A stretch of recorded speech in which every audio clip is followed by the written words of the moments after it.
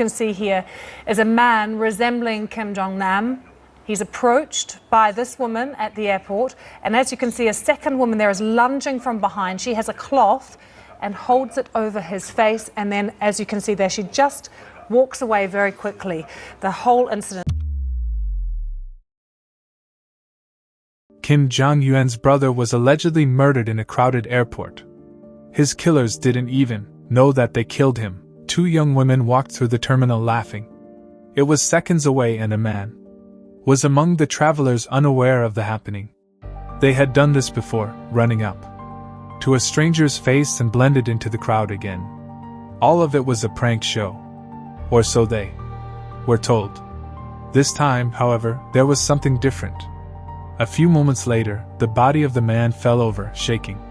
Panic spread through the airport. Security rushed in. The girls watched, confused. Then came the arrests. Then the questions, then the fear. What had they just done? Who had tricked them? Why were the whole world watching?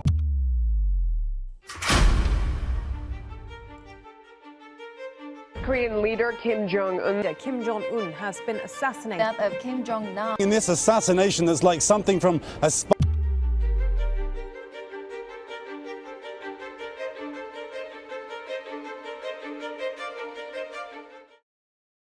Kim Jong-nam was a man with his back always to the wall. He had been in exile for years, living between China, Singapore, and Malaysia. But why? In fact, he was half-brother to one of the most dangerous leaders in the world, Kim Jong Un. Once, some had believed that he would rule North Korea. But something changed. He lost favor.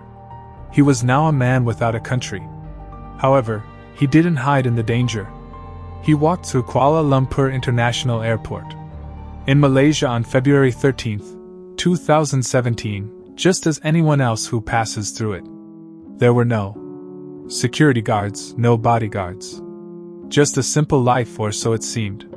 But someone was watching. Surveillance cameras captured everything. Travelers were currently rushing to their flights in the busy airport. Nobody had any clue what was about to go down in the next minute or two. The two girls who didn't know. Two young women were getting ready for what they believed would be a great prank in another part of the airport. Siti Aisyah was from Indonesia.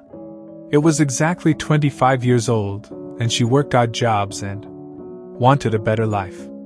Vin Van Koch also dreamed of becoming famous. Both had been promised an entertainment shot. They were told they would be in a prank show, a viral internet hit. And they believed it. Why wouldn't they? They had done this before. What they did was simple. They could just run up to a, mostly, random person and smear some lotion or oil on his face, and then laugh away. It was all harmless, right? However, this one was different. They had been quite specific with their handlers, the men they barely knew. They had been instructed to prank exactly who. The instructions were clear. The timing had to be perfect. And so, as Kim Jong-nam stood in the airport, waiting for his flight, the two girls moved towards him. They smiled. They laughed. To them, it was just another joke. But the moment they touched his face, everything changed. Jong-nam. He's approached by this woman at the airport, and as you can see, a second woman there is lunging from behind. She has a cloth and holds it over his face, and then, as you can see there, she just walks away very quickly. Siti Aisyah was desperate. In Malaysia, she had left her small village in Indonesia in search of a better life working. She was just 25 when the pregnancy took place. She had been pregnant when she was only 17. And for so long, her life was about survival. She was a masseuse but would often work extra services as she could not feed her child.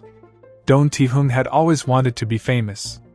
She had tried acting, modeling, anything that could make her a star. She even auditioned for a reality TV show but didn't make it. Then, one day, a stranger approached her with an opportunity. It was the same story. She could be part of a prank show. She had already seen similar videos online, so it made sense. The man who recruited her said she would be paid well. All she had to do was pull off silly pranks on random people. It was too easy to say no. And so, these two women, who had never met before, were unknowingly being set up for something far bigger than a YouTube prank.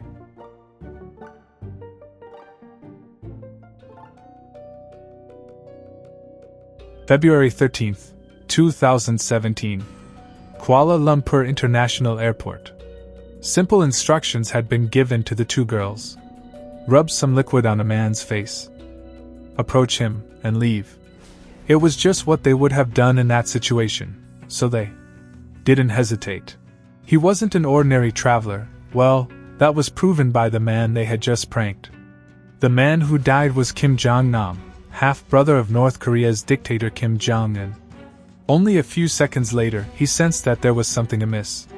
His skin burned. His eyes blurred. His body weakened. His body heaved, gasping for air, and his body stumbled toward an airport counter. Hoping. "Someone put something on my face." His voice was shaking. He said. His condition was worsening by the second and security rushed to help him. His body began to convulse and his breathing shallow. Within minutes he collapsed. However, it was already too late by the time medics arrived. And Siti and Đoàn? They had no idea. Still smiling, they were waiting for their next prank assignment, thinking they were about to get their big break soon. As Siti and Đoàn cleaned the liquid from his face, his fate was casted. But neither of them knew it. It was just another prank and frankly bore little thought by them. Another step toward internet fame. Although in this case, the harmless liquid wasn't baby oil. It wasn't lotion. That was terrifying in a way that was much greater.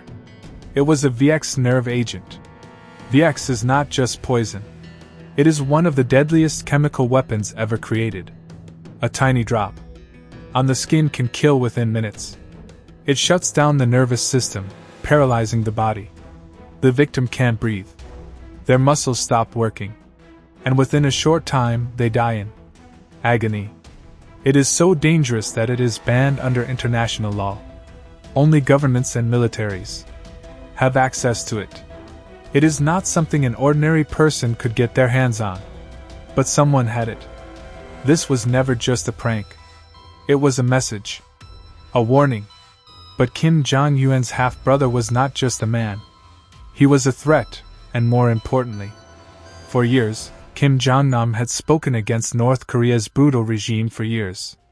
Once a country's next leader, he had fallen out of favor and was forced into exile. He had lived a long way from home, and his gaze was busy always looking over it. Some days later he was dead. Kim Jong-un had been in the habit of killing his enemies. And he didn't hesitate to get rid of any of high-ranking officials, or any who threatened his rule, his family members, and even his own uncle. Or was this another one of his carefully planned executions? Security footage revealed something chilling. The airport that day was crowded with 4 North Korean men. Guiding the two girls, they were watched by them from a distance. It was they who gave them the poison. This is the craziest part of all because they left Malaysia the moment Kim Jong-nam. Both Siti Aisyah and Hương were sitting in prison, facing the death penalty. Their trial began and the whole world watched. Focusing on the pawns, their lawyers argued. They were just caught up in a political assassination. There was no motive, no idea of what they were doing. They were tricked. But these were the people around whom they were the only ones on trial. The real masterminds had escaped. A deal was made after years of legal battles. They were each reduced to charges which ultimately saw both women freed. Instead, they brought their children back to their countries of origin, Indonesia and Vietnam, but their lives never returned to normal. They were free. Never would they escape the truth. Who ordered the hit? Thank you so much for watching. Make sure to subscribe and comment.